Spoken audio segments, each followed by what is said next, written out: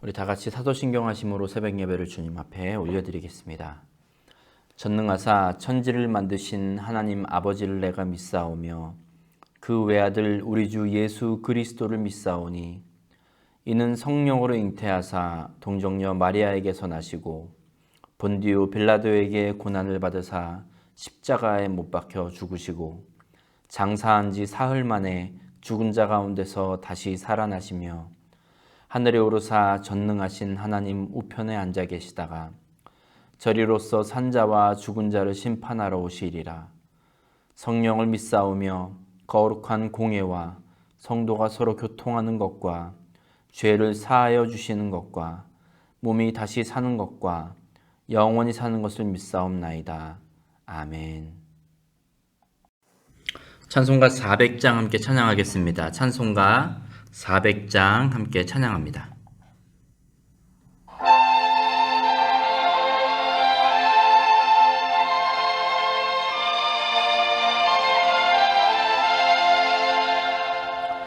험한 시험물 속에서 나를 건져주시고 노한 풍랑 지나도록 나를 숨겨주소서. 주여 나를 돌보시사 고이 품어주시고 험한 풍파 지나도록 나를 숨겨주소서. 권세 능력 무한하사 모든 시험 이기고 풍랑까지 다스리는 주님 앞에 비오니 주여 나를 돌보시사 고이 품어주시고 험한 풍파 지나도록 나를 숨겨주소서. 죄악길에 빠진 이 몸 캄캄한데 헤매며 부르짖는 나의 원 들으소서. 내 주여 주여 나를 돌보시사 고이 품어주시고 험한 풍파 지나도록 나를 숨겨주소서.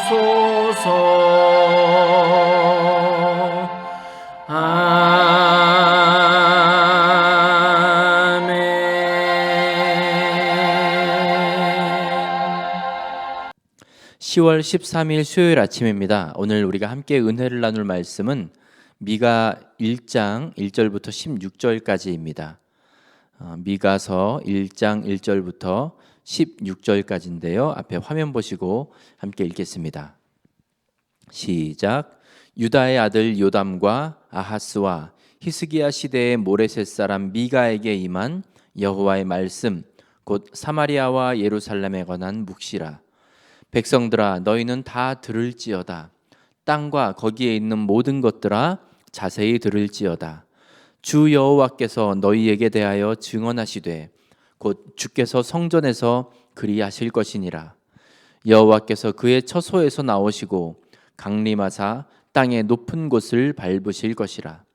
그 아래에서 산들이 높고 골짜기들이 갈라지기를 불 앞에 밀초 같고 비탈로 쏟아지는 물 같을 것이니 이는 다 야곱의 허물로 말미암음이요 이스라엘 족속의 죄로 말미암음이라. 야곱의 허물이 무엇이냐? 사마리아가 아니냐? 유다의 산당이 무엇이냐? 예루살렘이 아니냐?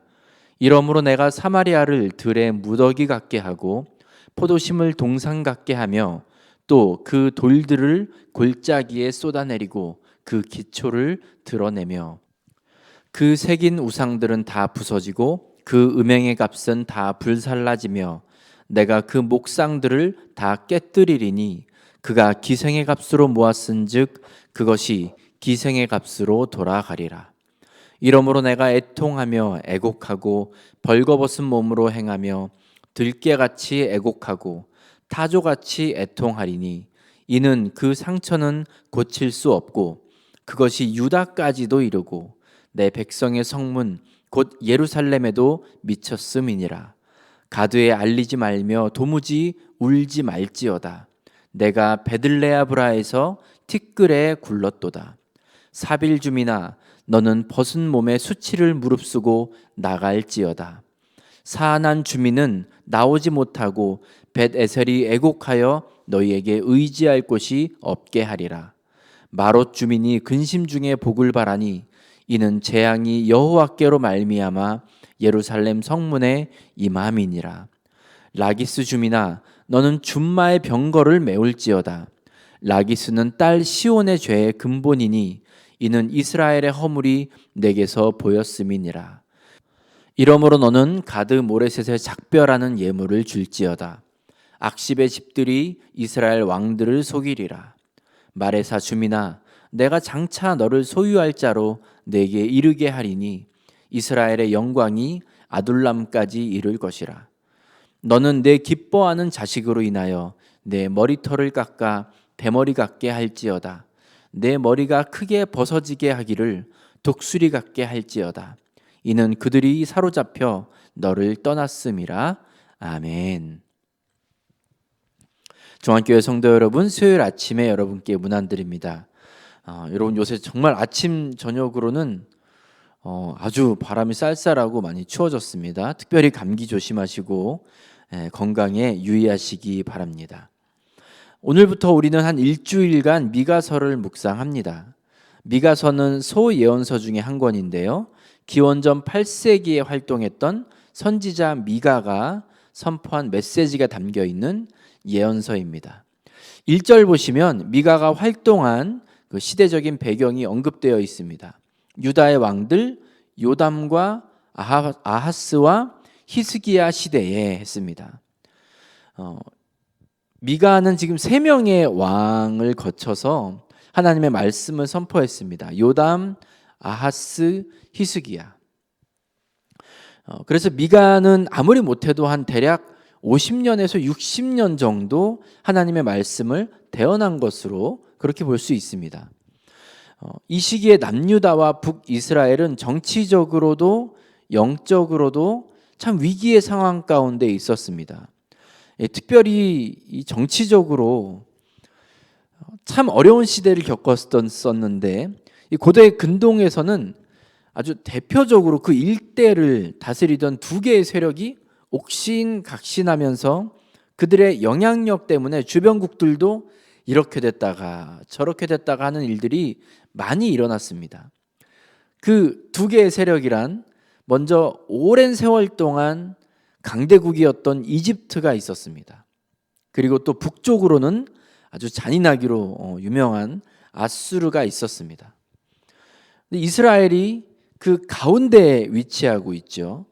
특별히 이스라엘 자체가 이집트와 아수르에게 굉장히 매력적인 나라고 뭔가 장점이 많고 이런 나라라기보다는 이 지정학적 위치가 아수르와 이집트가 패권을 차지하기 위해서 서로를 향해서 공격하는 그 길목에 위치하고 있었기 때문에 이스라엘이 남과 북으로 갈라진 이후부터는 이 둘 중에 어느 쪽에 붙어야 하는가, 이게 항상 이스라엘에게 있어 남유다든 북이스라엘이든 이게 아주 큰 고민거리였습니다. 특별히 지도층에게 있어서도 이 결정이 매우 중요했는데 어느 나라에 어떻게 충성을 바치느냐에 따라서 자기들이 누릴 수 있는 이익이 달라졌기 때문입니다. 그러니까 이 지도자 그룹이 늘 고민했던 것은 자기들이 살아가는 그 방법, 자기들이 조금이라도 더 그 지위를 유지하고 더 영향력을 행사하고 자기 배를 불릴 수 있는 그 방법만을 찾아서 그 2나라 사이에서 계속해서 애쓰고 수고하고 고민하고 이랬습니다.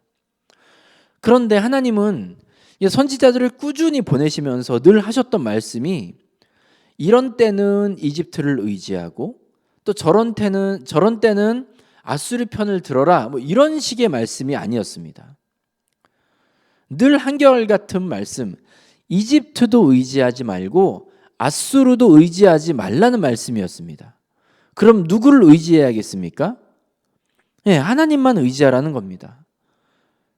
상황에 상관없이 누가 왕이 되었든지, 그리고 어느 국가가 지금 더 강대국이 되어서 더 강한 힘을 갖고 있는지, 나라 안과 밖의 상황이 어떻든지 이런 것과 상관없이 늘 같은 메시지예요.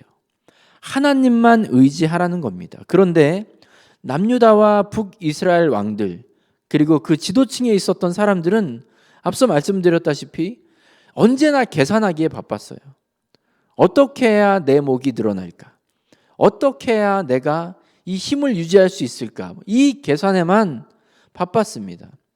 선지자들이 아무리 외치고 또 외쳐도 하나님 말씀으로 돌아가는 것 외면하고 하나님 말씀에 순종하는 것은 아예 관심도 두지 않았습니다.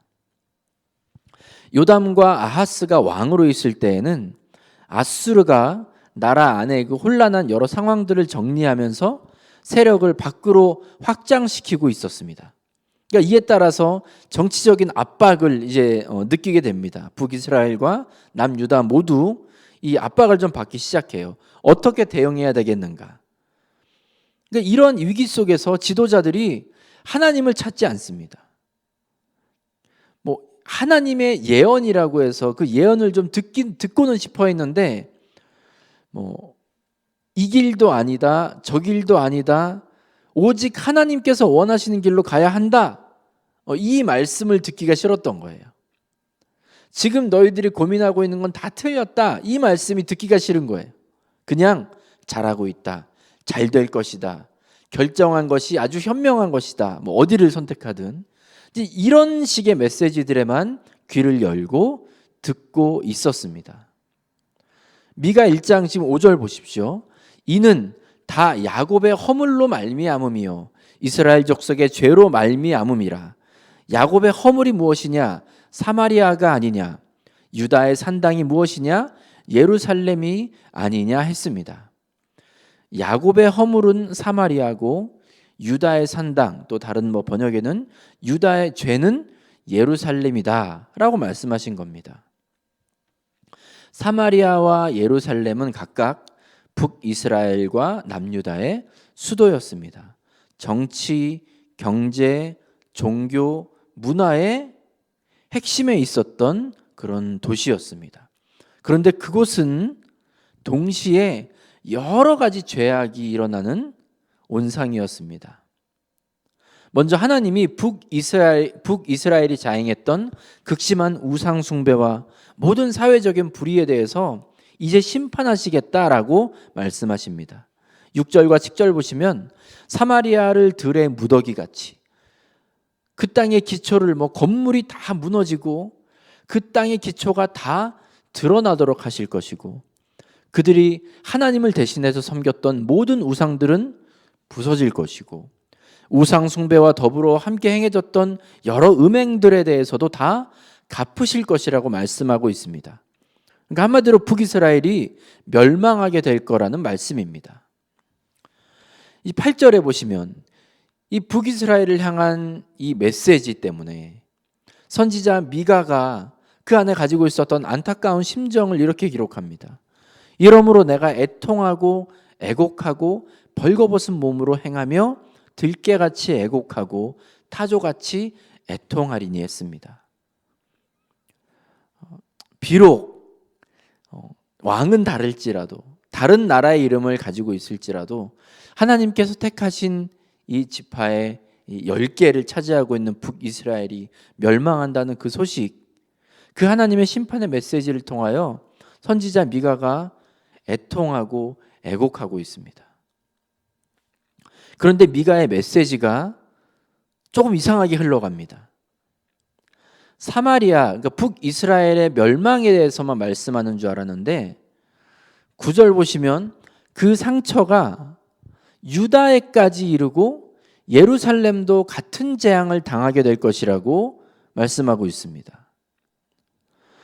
미가는 남유다 백성을 대상으로 해서 그 예언의 말씀을 전했거든요. 하나님 말씀을 이제 전했습니다. 이 남유다 백성이 들으면서 사마리아가 패망할 것이다, 무너질 것이다 라는 예언을 들었을 때에는 물론 좀 놀라는 마음도 있고 걱정스러운 마음도 있었겠지만 이건 북이스라엘에게 미칠 재앙이기 때문에 남유다 백성들은, 그 지도자들은 나름대로 한숨 돌리고 있었을 겁니다. 자기들은 좀 다르다고 생각을 하고 있었던 거죠. 하나님께서 선택하시고 복 주신 이스라엘 백성이고 다윗 자손의 후손이 계속해서 왕위를 이어가고 있고 우리에게는 예루살렘 성전이 있고 그래도 그나마 북이스라엘에 비해서는 조금 더 나은 신앙생활을 하고 있다고 철석같이 믿고 있었기 때문에 그러니까 자기들에게 닥칠 일이, 이런 재앙은 자기들에게 해당 사항이 없을 것이라고 확신하고 있었습니다. 그런데 9절 보시면 이는 그 상처가 고칠 수가 없고 그것이 유다까지도 이르고 내 백성의 성문 곧 예루살렘에도 미쳤음이니라 라고 말하고 있습니다. 이게 무슨 말도 안 되는 그런 말씀입니까?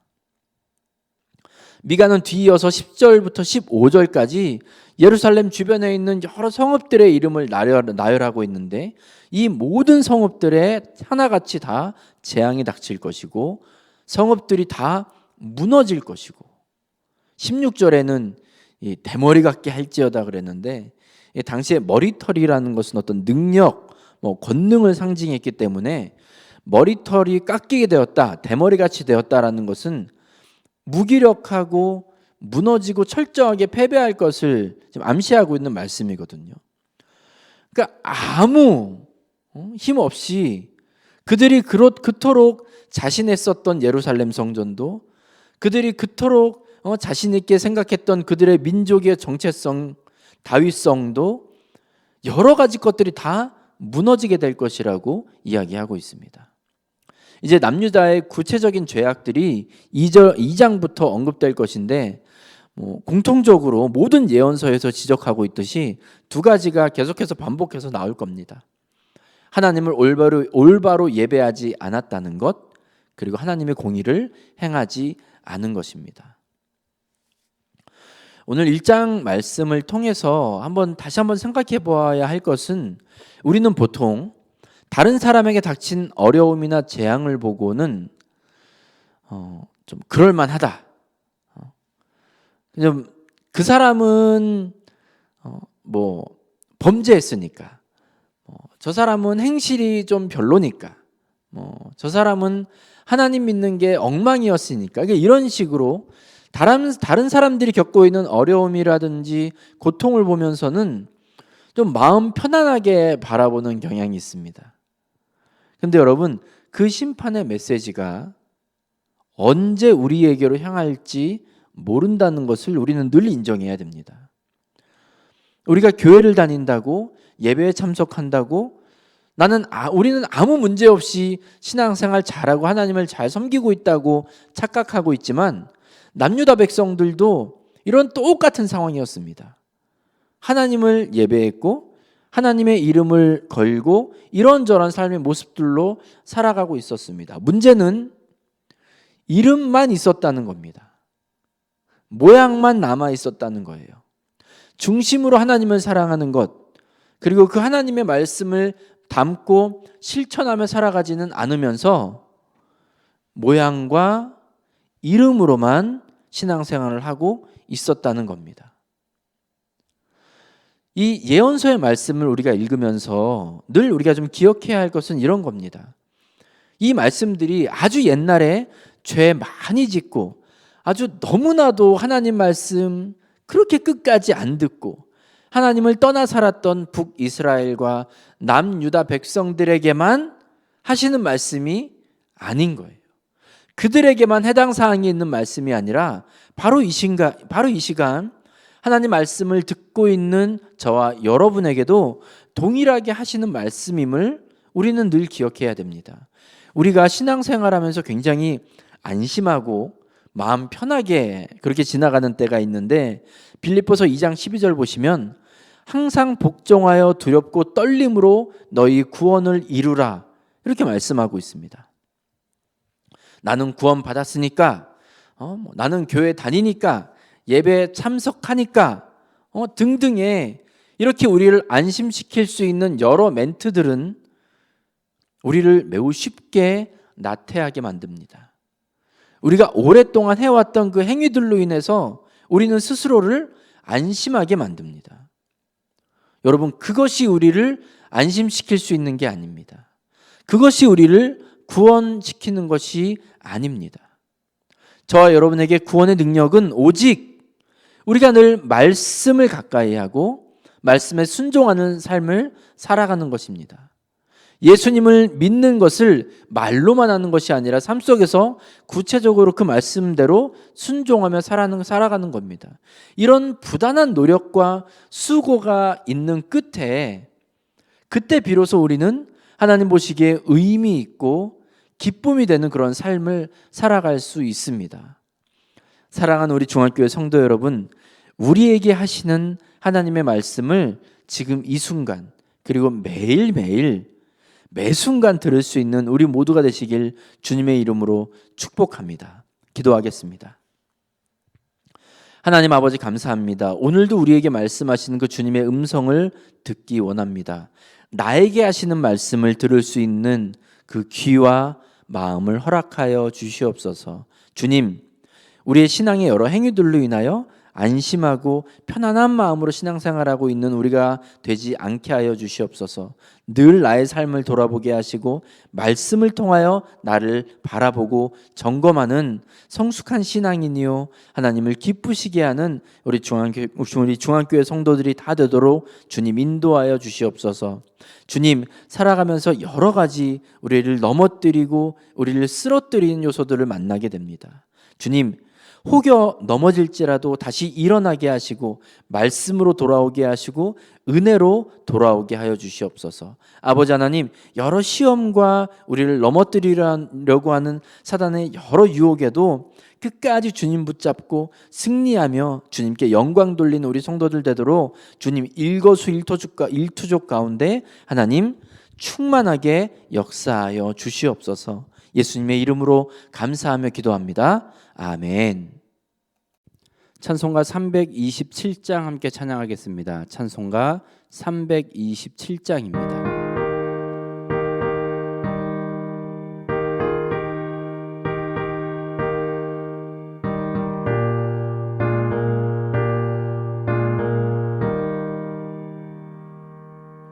주님 주시라 평 믿음 얻기 위해 너는 정성껏 기도했나.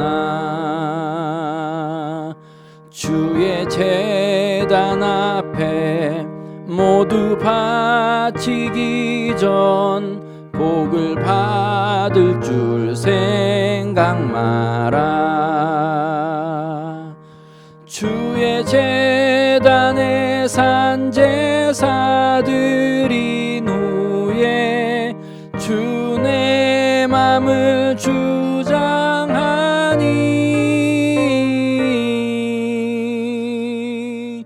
주의 뜻을 따라 그와 동행하면 영생 복락을 누리겠네. 주의 밝은 빛에 항상 활동하며 선한 사업을 힘쓰겠나. 자유 얻으려면 주의 뜻을 따라 너의 모든 것 희생하라. 주의 제단에 산 제사드린 후에 주 내 맘을 주장하니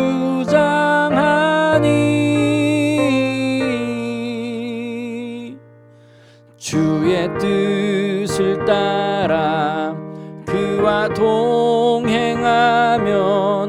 영생 복락을 누리겠네.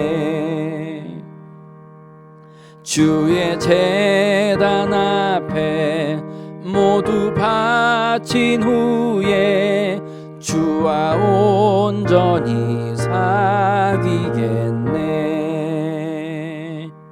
주님 주신 기쁨 또한 그의 사랑 어찌 말로 다 형용하랴. 주의 제단에 산 제사드린 후에 주 내 맘을